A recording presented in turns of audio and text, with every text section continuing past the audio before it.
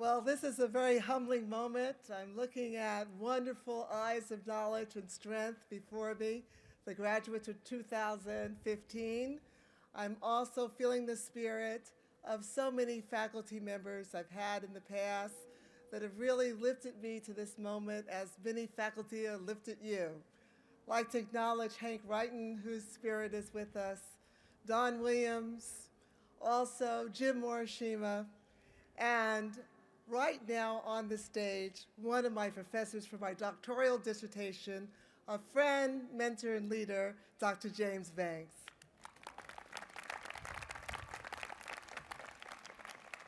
I would like to thank the faculty, administrators, and staff for this honor. It leaves me speechless. Oh, I'm not supposed to say speechless just before a commencement speech, right? That was my only joke, and the two people that laughed were two Huskies, my son, Mian Rice, who used to run also in the square, and my husband, Norman Rice, and my daughter-in-law, Dr. Tanya Smith, who's a physician at Hall Health Center. So Huskies are in the Rice family blood, and it's just great to really reinforce through conversation all Huskies. We were sitting there with tears in our eyes listening to the representative that you just heard, Dahlia. And my goodness, when you talk about intergenerational strength, change in America, we just heard it. Thank you very much. Now, I frankly believe commencement speeches are generally unforgettable, and so I proceeded to do my 20 pages, but don't snooze yet. I'm a boundless person in terms of being a Husky. As you heard, I'm a Regent, and I'm lucky to be a survivor of incredible odds. Now, speaking of survival, last month I was in Philadelphia, New York, and Washington, D.C. The talk in communities and in media was about the riots in Baltimore, and on the street talk was about the seemingly throwaway disdain for African American men in America. When I'm on the road, I tend to go to museums for the art, the creativity, the mind-challenging symbols of abstraction and reality. And this time I visited the Museum of Modern Art, May 7th. I came across a display created by Columbia University called Spatial Information Design Lab Architecture and Justice 2003. It is a form of geomapping. The actual title of the spatial information display was the $70 million blocks. I know many of you are thinking streets of dreams or your next home that you will afford in year 2025. That was my second joke. Unfortunately, the static, digitized, almost a light show display was not referring to real estate. It was a description of Brownsville, New York, Brooklyn. It was a spatial map of 17 blocks in Brownsville where 109 residents cost the state $17 million to imprison them.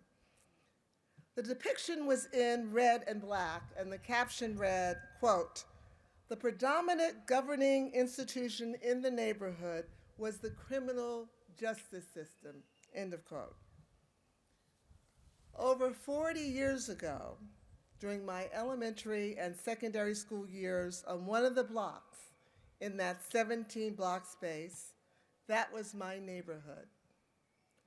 Beyond my mother, aunts, and father, what catapulted me out of the neighborhood were three institutions: educational systems, libraries, the arts, museum, and music.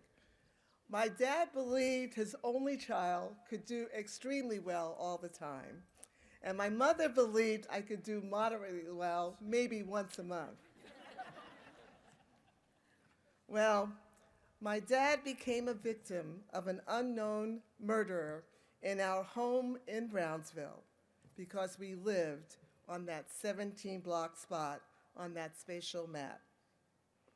For me, it is as if the neighborhood has been frozen in time, or worse, repeating cycles of neglect. Although the destructive arm of isms in Brownsville can target 17 blocks, we who are fortunate to be products of a college ranked in 2016 by U.S. News and World Report as 6th in the country and number 2 among public universities. Applause for our environment. We have depths of excellence and service to repay to the faculty, staff, and administrators here at the University of Washington. More applause.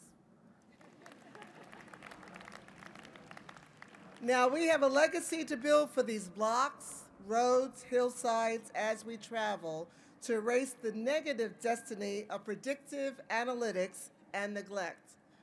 You are very important people. You have brain cells capable of doing everything but a body that needed sensory engagement to thrive at birth. You are very important people. You were fortunate to have family promoted positively from you, or you did not have family who did not promote, encourage, or care. You found a person, a book, competitiveness, an inner spirit which propelled you to try and redo. You are very important people. You came from a family of role models who worked hard. They told you in kindergarten to get ready for college, or they taught you nothing about college. They taught you survival. They brought you to another country, or you came from another country, or you ran away to make a new life and suffered greatly.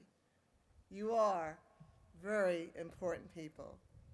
You face self-discipline in making the time to follow a rigor of the finest faculty. You made time to escape to places of solitude. You faced the insecurities. You partied out and you partied in. You juggled everything: family, money, children, substance abuse, self-doubt, or a yoga pose. My fourth joke.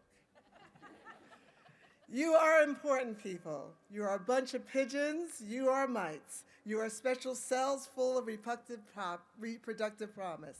You are ganglia continuing to learn, question, and invent. You are individuals racing along a corridor to death, but have the special gift of immortality through writing, videography, scientific discovery, and your own progeny. You are very important people. You are like diseases, contagious. The books you will write, the students you teach, the sensory transformations of successes you will imbue, the laws, regulations you will write, the people you will hire, fire, and restructure, the personal families you will have and love. Yes, you are very important, contagious people. Our nation is dropping in educational excellence, but you will turn it around. The nation wants to pull us apart along racial, economic, and religious lines. The nation wants to demonize and incarcerate. You will be courageous, compassionate individuals to lift. You are very important people because you have one career to a dozen careers. Because of your special genius and impatience, you are strivers and today represent success. Get giddy. Get the vitamin D. Grasp it, hold it, cheer it, believe it. Finally, David Brooks' New York Times article discusses two sets of virtues: the resume virtues and the eulogy virtues. The resume virtues are the skills you bring to the marketplace.